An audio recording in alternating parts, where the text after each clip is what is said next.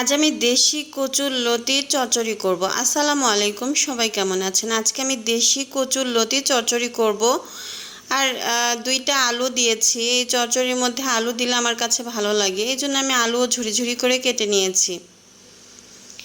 এরপরে আমি কড়াইয়ে পেঁয়াজ দিব, কাঁচামরিচ দিব। পেঁয়াজ একটু বেশি পরিমাণেরই দিতে হবে, কারণ কচুর লতিতে পেঁয়াজ দিলে খুব ভালো লাগে। আর কাঁচামরিচও আমি দিয়েছি। এরপরে আদা রসুন বাটা দিব, হলুদ গুঁড়া দিব, লবণ দিব আর সরিষার তেল দিব। এই চচ্চড়িটা আমি আজকে সরিষার তেল দিয়ে করব। আমার কাছে সরিষার তেল দিয়ে করলে এই লতির চচ্চড়িটা আমার খুব ভালো লাগে। সবগুলো দিয়ে আমি ভালো করে আগে মাখিয়ে নিব, মশলাটাকে একবারে নরম করে মাখিয়ে নিব।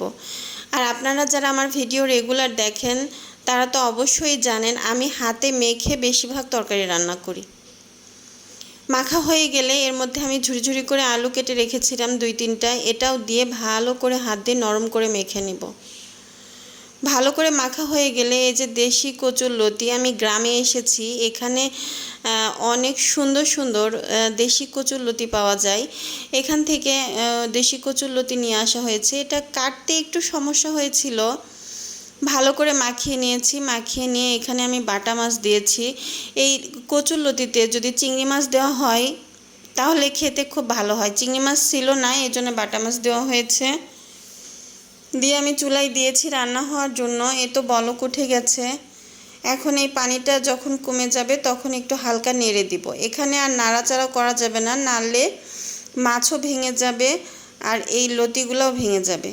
এই যে পানি অনেকটাই শুকিয়ে গেছে, এখন আমি একটু নেড়ে দিচ্ছি, নেড়ে দিব। আর এই লতি দেশি লতি তো, এজন্য খেতে খুব মজা হয়েছিল। এটা আমার গত 2 দিন আগে আমি এই ভিডিওটা করেছিলাম, গত 2 দিন আগের রান্না। এই যে দেখেন তেল বের হয়ে এসেছে, এরকমটাই আমি রেখে দিব। এই লতির তরকারিটা এত মজা হয়েছে, এত মজা হয়েছে আমি বলে আপনাদেরকে বোঝাতে পারবো না। সবাই ভালো থাকবেন। আল্লাহ হাফেজ। আসসালামু আলাইকুম।